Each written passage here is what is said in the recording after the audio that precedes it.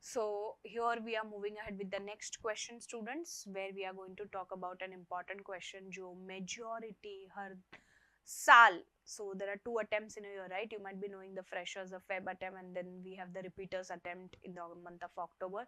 This question have been coming repeatedly in the freshers as well as both the attempts in a year.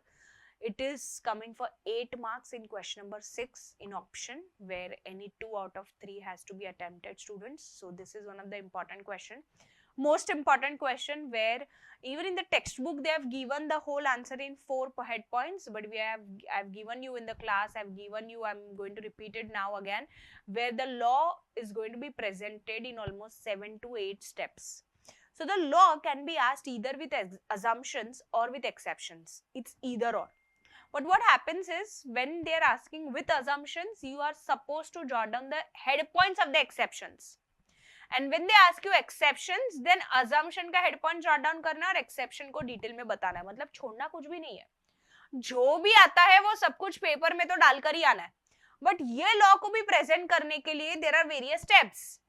सबसे first student directly start करता है law of demand was proposed by blah blah blah blah. नहीं नहीं नहीं नहीं, पहले बताइए तो सही डिमांड क्या होता है. So the very first step, so the very first step is the definition, then comes the introduction, then comes a statement of law, then comes a functional relationship, then comes a schedule, and then comes a diagram. Then comes assumptions and exceptions followed by. I hope it's clear. So here also we are giving the introduction first, but I hope it's very clear. You are going to demand, define. You are going to write the definition of demand first. The head point has to be definition and then you move to the introduction. So we have studied the definition, students, right? So चलो आप लोग repeat करेंगे. फिर वो होने के बाद, वो लिखने के बाद आप लोग बताओगे इंट्रोडक्शन में कि ये लॉ किसने दिया था. डॉक्टर अल्फ्रेड मार्शल ने दिया था. कौन से बुक में? Principles of economics. कभी पब्लिश हुई थी ये बुक? 1890 में.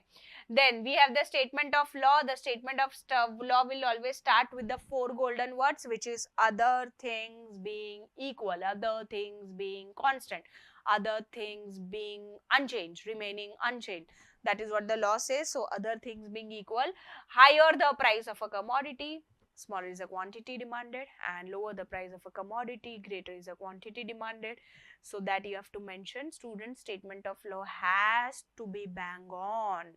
When you write this statement of law, उसके बाद एक डब्बा बना के उसको आप एक प्रेजेंटेशन के फॉर्मेट में एक डब्बे में डाल सकते हो, जहाँ पे प्राइस ज्यादा बताओगे और डिमांड को कम बताओगे. So that arrow marks thing can be presented in the dabba, which shows a very good presentation again.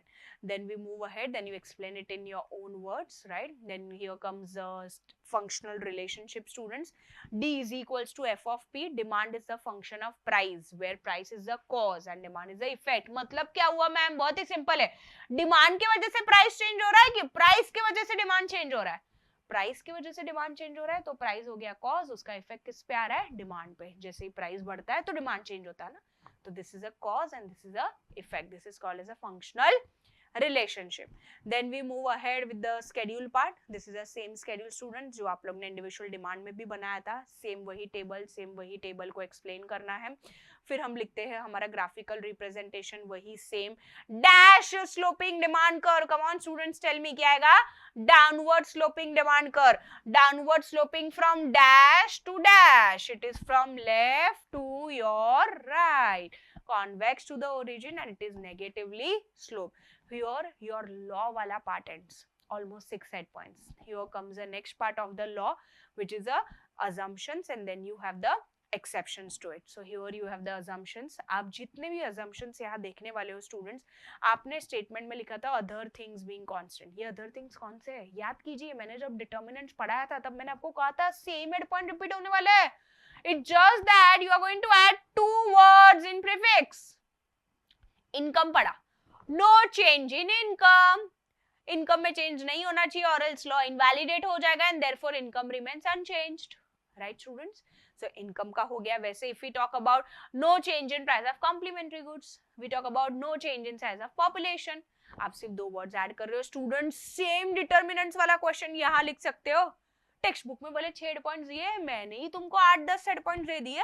You can write any of the 8 points, students. Again, Remember, when you write extraordinary, you get extraordinary marks. So आप जब extra लिखते हो तो of course आपको additional enhancing marks मिलते हैं. 8 mark में से 6.5, 6 पे ही लोग अटक जाते हैं. But when you write extraordinary, when you write some additional points, you draw the diagram properly, you write all the head points, there is a chance that you can get 7.5 out of it. Half mark तो फिर भी नहीं मिलना है, but फिर भी maximum 7.5 आपको मिल सकता है. So the assumption part, students, it is exactly going to be the same. सिर्फ determinants वाले में आपको क्या word add करना है. देखिए, आप no change in size of population भी लिख सकते हो, या size of population remains unchanged भी लिख सकते हो. I hope you are getting it. So the content is also same, students. It's just that you're going to change the head point. There should be no change in population, or else it will invalidate the law. It will invalidate the law, it will violate the law. Therefore, income remains unchanged. Therefore, population remains unchanged. That's it.